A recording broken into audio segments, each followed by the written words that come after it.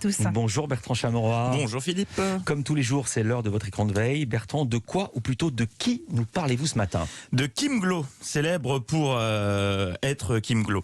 C'est une candidate de télé-réalité. Elle a été révélée par l'émission Les Marseillais, dans laquelle elle avait brillé avec des fulgurances comme, je cite, « Moi je pensais qu'il y avait au moins 2 lunes quand il va faire nuit ici à Rio. Est-ce qu'en France il voit la même lune que nous ?» Oui. On n'a pas qu'une lune, c'est statistiquement impossible. Maintenant que le cadre est posé, je poursuis. Une dizaine de participations à des émissions de télé-réalité plus tard, Kim Glow est aujourd'hui suivie par 1 million d'abonnés sur Instagram et 1 200 000 sur Snapchat. Un énorme socle d'abonnés auquel elle raconte sa vie et vend des produits de beauté avec des codes promo, mais pas seulement.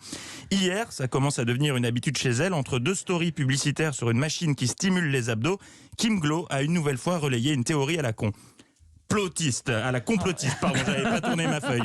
Ils ont créé volontairement le Covid-19 parce qu'on est trop sur Terre. Et d'expliquer que l'un des objectifs est d'éliminer prioritairement les personnes âgées pour des raisons économiques. Elle aurait pu s'arrêter là, mais non. Kim Glow a également proposé un autre son de cloche, c'est peu de le dire, sur le potentiel vaccin. Oh, regardez, on a réussi à créer le vaccin. Comme ça, tout le monde va se jeter dessus et ils pourront injecter leur puce miniature, ultra miniature, nanoparticules.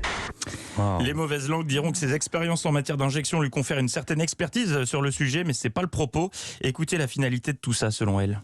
Ils vont contrôler tout, notre argent, ce qu'on dépense, notre façon de faire, nos déplacements, tout. Alors non, Kim, contrôler mon argent et mes déplacements, c'est simplement ma mère qui faisait ça quand j'étais ado, ça n'a rien à voir. Bref, il ne manquait qu'une pierre à cet édifice complotiste. La voici, un chiffre et une lettre. Ça va marcher avec la 5G. Voilà, la 5G évidemment, le compte est bon. Mais alors sur quoi s'appuie-t-elle pour étayer son raisonnement? Sur des chiffres, des données scientifiques? Non, sur rien, du vide. Une théorie fondée sur les mêmes bases que celle de sa notoriété qu'elle conclut en adressant ce conseil. Le meilleur conseil que je peux vous donner, c'est surtout ne vous faites pas vacciner. Le souci dans cette histoire, c'est que ce conseil, elle ne le donne pas en privé à la fin d'un repas arrosé entre le fromage et le dessert ou sur une obscure page Facebook. Non, elle le donne à son million d'abonnés sur Instagram et sur Snapchat. Principalement des jeunes, des ados qui écoutent leur idole, pour certains les yeux fermés. J'imagine que tu connais Spider-Man, Kim. Dans le film, il y a cette réplique: un grand pouvoir implique de grandes responsabilités. À méditer, comme tu dirais, Kim. Tes fans te font confiance, ils te prennent au sérieux. La théorie que tu relais, elle va trouver un écho chez certains d'entre eux. Ce sont des théories, des propos comme les tiens qui touchent les plus vulnérables. Pas le virus. Le virus, lui, il touche tout le monde. Les jeunes que j'ai vus hier soir à la télé, je sais pas s'ils font partie de tes abonnés, mais ils étaient bien intubés. Alors de grâce, épargne tes abonnés de tes théories cons comme la lune. Enfin, comme les lunes, puisque selon toi, il y en a 2. Merci beaucoup Bertrand Chameroy. Dites donc, c'est édifiant. Chronique à relayer où vous voulez, mais vraiment, ça fait froid dans le dos.